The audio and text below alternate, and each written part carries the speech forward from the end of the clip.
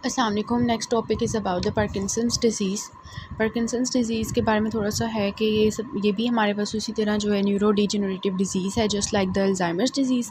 इसमें भी न्यूरॉन्स जो होते हैं वो डीजेनरेट स्टार्ट हो जाते हैं, जिसकी वजह से पेशेंट के अंदर डिफरेंट सिम्टम्स आते हैं। One of them is also dementia, लेकिन most common cause of dementia Alzheimer's ही है।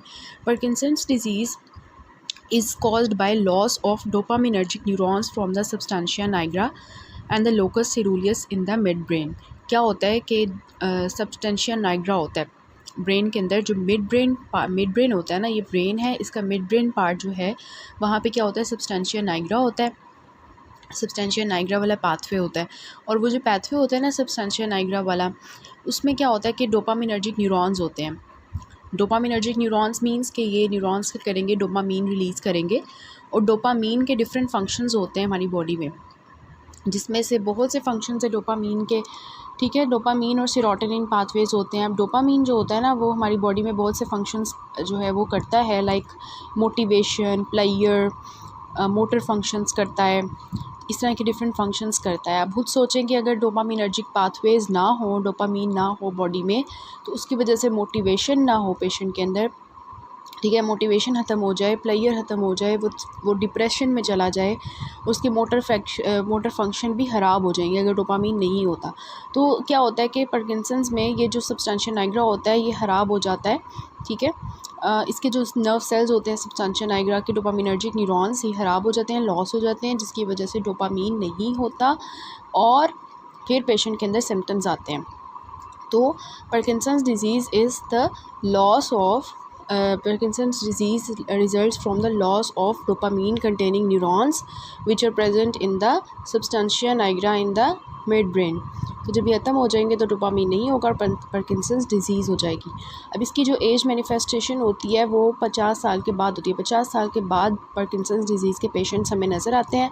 पार्किंसनिज़म क्या होता है? पार्किंसनिज़म वो सब साइंस एंड सिम्टम्स होते हैं जो पार्किंसंस डिज़ीज़ के अंदर हम देखते हैं, उनको हम पार्किंसनिज़म कहते हैं। इसके अलावा जो आपने बात याद रखनी है वो ये कि पार्किंसंस डिज़ीज़ के जो पेशेंट्स होते हैं उनको हम क्लिनिकली डायग्नोस कर लेते हैं, हमें कोई स्पेशल लैब डायग्नोसिस की ज़रूरत नहीं पड़ती, इसमें लैब स्टडीज़ वगैरह हमें करवानी नहीं पड़ती। जस्ट हम पेशेंट को देख के बता देते हैं कि इसको पार्किंसन डिज़ीज़ है, और ऐसी क्या चीज़ है जिसे हम देख के बता सकते हैं। हम पेशेंट्स के अंदर क्या ऐसे क्लिनिकल फ़ीचर्स देख के बताएँगे कि ये पेशेंट जो है ये पार्किंसन डिज़ीज़ का है, ठीक है।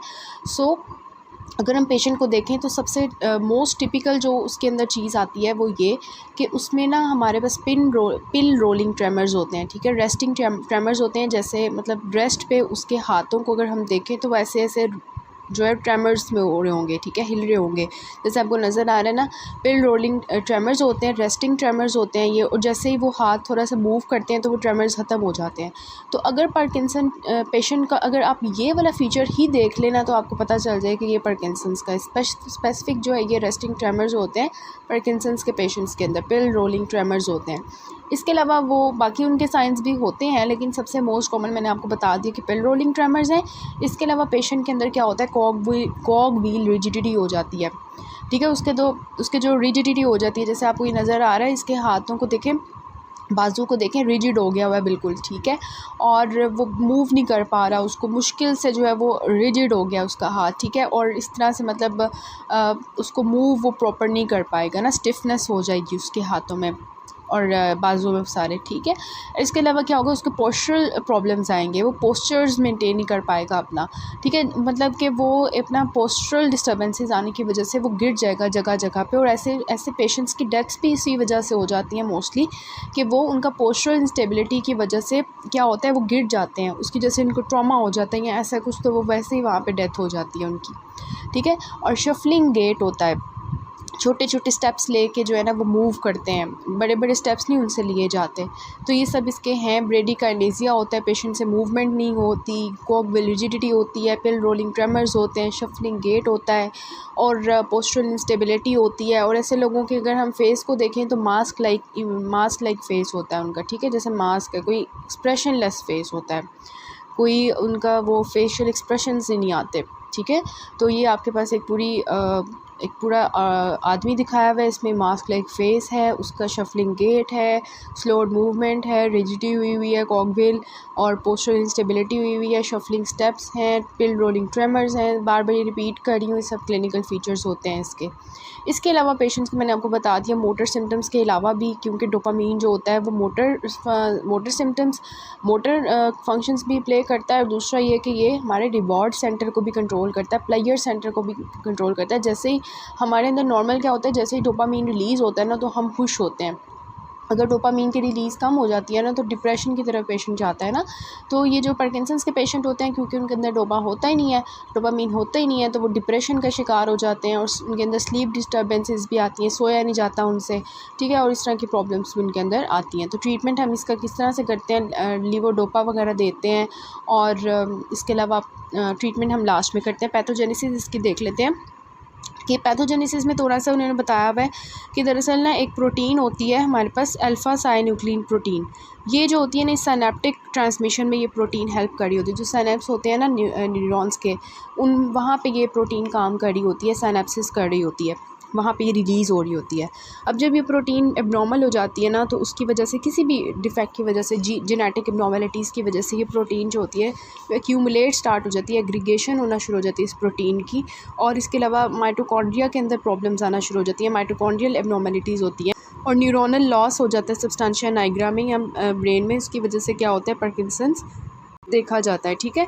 और इसका जो पैथोजेनेसिस में रोल है वो ऑटोफेगी के अंदर प्रॉब्लम होती है, ये लाइसोसोमल डिग्रेडेशन की प्रॉब्लम होती है। आपको पता है ना हमारे लाइसोसोम्स क्या करते हैं, जितने भी हमारे वो बड़े बड़े पार्टिकल्स होते हैं उनको पीसीज में डिवाइड करके डाइजेस्ट करते हैं, और अगर वो प्रॉपर अपना काम ना करें लाइसोसोम्स वगैरह, तो वो जो वहाँ पे मटेरियल है उसने जो डिग्रेड होना था लाइसोसोम्स के थ्रू, वो वहाँ पे एग्रीगेट स्टार्ट हो जाएगा। तो यही पैथोजेनेसिस में मेन चीज़ होती है कि ये जो ऑटोफेगी और लाइसोसोमल डिग्रेडेशन में प्रॉब्लम होती है, जिसकी वजह से क्या होता है कि प्रोटीन्स जो होती हैं अल्फ़ा साइनुक्लिन वो डिपॉजिट होना शुरू हो जाती है, एग्रीगेशन होना शुरू हो जाती है, और हम इस एग्रीगेशन को देखते हैं in the form of Lewy bodies. Lewy bodies हमें जो है करैक्टरिस्टिक नज़र आती हैं पार्किंसंस के पेशेंट्स के अंदर, ठीक है।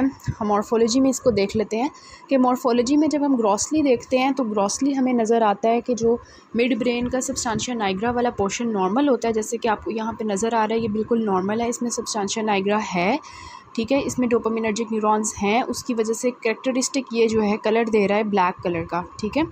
लेकिन जब जो होते हैं ना पार्किंसंस के पेशेंट्स, वहाँ पे क्योंकि डोपामिनर्जिक न्यूरॉन्स ख़त्म हो गए होते हैं, सब्सटेंशिया नाइग्रा लॉस हो गया होता है, तो उसकी वजह से सब्सटेंशिया नाइग्रा पेल हो जाता है। तो हमें ग्रॉस में यही नज़र आता है, यही आपने याद रखना है ग्रॉस में कि पैलर सब्सटेंशिया नाइग्रा, ठीक है, ये आपको पैलर नज़र आता है। और माइक्रोस्कोपिकली जब आप देखते हैं तो वहाँ पे आपको यही नज़र आता है कि न्यूरॉन्स भी ख़त्म हो गए हुए हैं सारे, ठीक है, लॉस ऑफ न्यूरॉन्स हो गए हुए हैं। लेवी बॉडीज़ आपको नज़र आती हैं, जो मैंने आपको बताया वो क्या होती हैं कि साइटोप्लाज्म के अंदर आपको इंक्लूजन्स नज़र आते हैं, ठीक है। साइटोप्लाज्म जो सेल्स होते हैं ना, न्यूरॉन वाले जो सेल्स होते हैं, उनके साइटोप्लाज्म में आप जो है वो देखते हैं इंक्लूजन्स, ठीक है। राउंड इंक्लूजन्स भी हो सकती है, इलोंगेटेड भी हो सकती हैं। और इसमें होता क्या है, इसमें अल्फ़ा साइनुक्लिन होती है और दूसरी प्रोटीन्स होती हैं। ये जो सबसे पहले तो आप देखते हैं ना साइटोप्लाज्म, उसके अंदर इंक्लूजन्स बनी हुई है, राउंड से लेके जो है वो इलोंगेटेड, और उसके अंदर फर्दर क्या होता है, प्रोटीन्स एग्रीगेटेड होती हैं, और वो कौन सी प्रोटीन्स होती हैं, अल्फ़ा साइनुक्लिन प्रोटीन्स।